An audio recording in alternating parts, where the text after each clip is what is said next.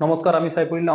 আমার channel Saiful sir study পয়েন্টে সকলকে স্বাগতম জানাই। তো আজকে যে ভিডিওটি বেসিক্যালি বানানো হচ্ছে সেটা হলো যে স্পঞ্জি স্কিম বা স্পঞ্জি স্কিমস কি, ঠিক আছে? তো ভিডিও শুরু করার পূর্বে আপনাদের কাছে একটা রিকোয়েস্ট থাকলো, যারা এখনো আমার চ্যানেলটা সাবস্ক্রাইব করেনি চ্যানেলটা সাবস্ক্রাইব করে দিবেন। দেখুন, পঞ্জি স্কিম বা পঞ্জি স্কিম কি এটা আমাদেরকে প্রথমে জানতে হবে। তো ভিডিও শুরু করার পূর্বে আমাদেরকে প্রথমে কি অবশ্যই অনেকগুলো কিন্তু জানা দরকার। পঞ্জি কেলেঙ্কারি বা পঞ্জি স্কিম কি? পঞ্জি স্কিম এমন একটা স্কিম যে স্কিমের মাধ্যমে দেখুন ব্যাংকে বিভিন্ন ধরনের মানে ডিপোজিটেড থেকে থাকে। কোনোটা হলো ফিক্সড ডিপোজিট, কোনোটা হলো আপনার এসআইপি, কোনোটা হলো মিউচুয়াল ফান্ড। কিন্তু সেখানে ক্ষেত্রেও ব্যাংকে কিন্তু আপনার লস হওয়ার সম্ভাবনা, যদি ফিক্সড ডিপোজিট হয়ে থাকে করে থাকেন তাহলে সেখানে আপনার রিস্ক ফ্রি, সেখানে কোনো রকম কিন্তু আপনার রিস্ক থাকে না। বাট পঞ্জি স্কিম আমরা একটা স্কিম, এখানে কিছু পরিমাণে আমি স্পঞ্জি স্কিম দেখাবো। মার্কেটে অনেকগুলো স্পঞ্জি স্কিম আছে, যেমন ম্যাজিক এনএফটি বলা যেতে পারে, যেমন টেজারি এনএফটি বলা যেতে পারে। এগুলো কি হলো, এগুলো হলো স্পঞ্জি স্কিম। এগুলো আপনার অন্য কিন্তু ধ্বংস করতে পারে। এক্ষেত্রে কি হয়, সিনিয়র কিন্তু প্রফিটেবল হয়ে থাকে। মানে উচ্চ পর্যায়ে যারা কোম্পানিটা লঞ্চ করলো এবং কোম্পানি থেকে শুরু করে যে প্রথমে সারির দিকে যারা ইনভেস্ট করে থাকে তারা কিন্তু অটোমেটিক্যালি প্রফিটেবল হয়ে থাকে। তো আমি বলবো আপনারা যতটা পারবেন পঞ্জি স্কিম মানে অ্যাভয়েড করুন এবং স্পঞ্জি স্কিম থেকে দূরে থাকুন। দেখুন কিভাবে ক্যালকুলেশনটা হয়ে থাকে বা কি কি স্পঞ্জি স্কিম, পঞ্জি কেলেঙ্কারি কিভাবে কাজ করে, ঠিক আছে? পঞ্জি কেলেঙ্কারি কিভাবে কাজ করে? বিনিয়োগ প্রলোভন, প্রতারকদের উচ্চ মুনাফার মিথ্যা প্রতিশ্রুতি দিয়ে বিনিয়োগকারীদের আকর্ষণ করে যেন তারা তাদের বিনিয়োগের মাধ্যমে দ্রুত ধনী হতে পারে। নগদ প্রবাহ, তারা একটি জাল বিনিয়োগের ধারণা ব্যবহার করে যেখানে নতুন বিনিয়োগকারীদের থেকে পাওয়া টাকা পুরনো বিনিয়োগকারীদের অর্থ প্রদান করে থাকে। স্কিম পতন, এই প্রক্রিয়াটি চলতে থাকে যতক্ষণ না নতুন বিনিয়োগকারী খুঁজতে পাওয়া যায় বা যখন প্রতারকদের বিষয়টি প্রকাশ পায়। গুরুত্বপূর্ণ বিষয়, পঞ্জি স্কিম একটি নির্দিষ্ট ধরনের প্রতারণা। প্রতারকদের উদ্দেশ্য, প্রতারকদের মূল উদ্দেশ্য হলো অন্যদের অর্থ প্রতারণা করে নিজেদের পকেট ভরা। এই স্কিমগুলির কারণে লক্ষ লক্ষ মানুষ তাদের কষ্টার্জিত অর্থ হারাতে পারে, ঠিক আছে? আইনি পদক্ষেপ, এই বিরুদ্ধে কি আইনি পদক্ষেপ নেওয়া যেতে পারে?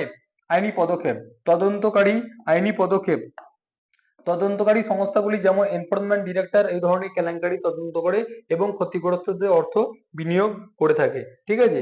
তো আমি কিন্তু অ্যাকচুয়ালি স্পঞ্জি স্কিম সম্পর্কে আপনাদের বললাম। মার্কেটে কিন্তু অনেক কিন্তু স্পঞ্জি স্কিম আছে। তো আপনাদেরকে জানতে হবে মার্কেটে কি কি স্পঞ্জি স্কিম আছে, এগুলো কিন্তু আপনাদেরকে কিন্তু জানা দরকার। কেন জানবেন? কারণ মার্কেটে যদি আপনাদের স্পঞ্জি স্কিম সম্পর্কে না ধারণা করে থাকেন তাহলে কিন্তু অনেক ক্ষতির সম্মুখীন হতে পারেন। যেমন মার্কেটে বিগত যদি দেখা যায়, যারা সোশ্যাল মিডিয়া দেখেছেন, টেজারি এনএফটি বলে একটা কোম্পানি ছিল যেটা ছিল একটা স্পঞ্জি স্কিম। এখন মার্কেটে চলছে ম্যাজিক এনএফটি, বিভিন্ন ধরনের একটা কিন্তু স্পঞ্জি স্কিম, ঠিক আছে?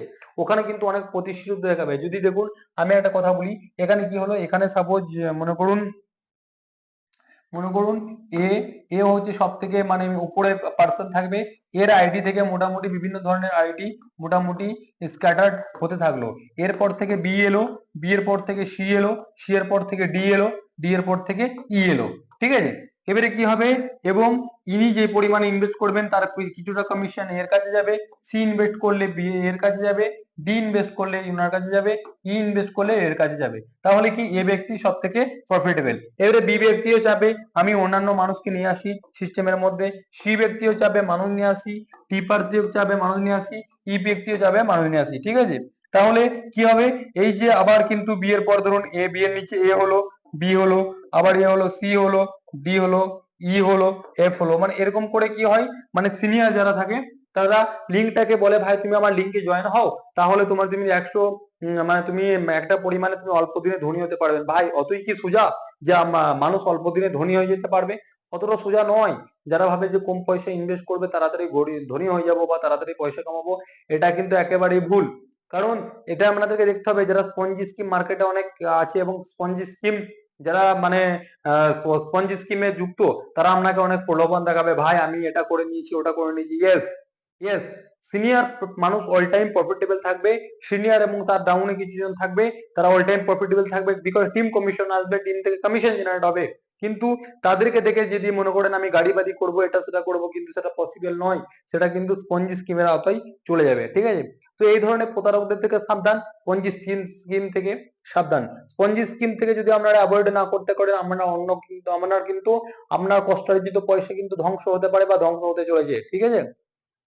তো এটা হলো স্পঞ্জি স্কিমের মধ্যে পড়ে। তো ভিডিওটি কেমন লাগলো সকলেই জানান, যতটা পারবেন ভিডিওটা শেয়ার করে দিন। এবং আমি আপনাদেরকে বলবো যত রকম কোশ্চেন আসছে আমার কমেন্টে জানান, আমি আপনাদেরকে পারলে হেল্প করবো। সকলে ভালো থাকবেন, সুস্থ থাকবেন, জয় হিন্দ।